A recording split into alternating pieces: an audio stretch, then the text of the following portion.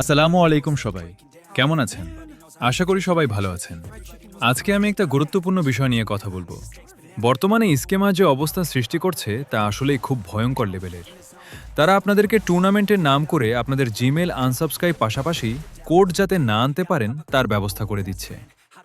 প্রথমত আমরা রেজিস্ট্রেশন থেকে কোড আনা ট্রাই করব। প্রথমে গুগলে গেরেনা এসএসও লিখে সার্চ করব।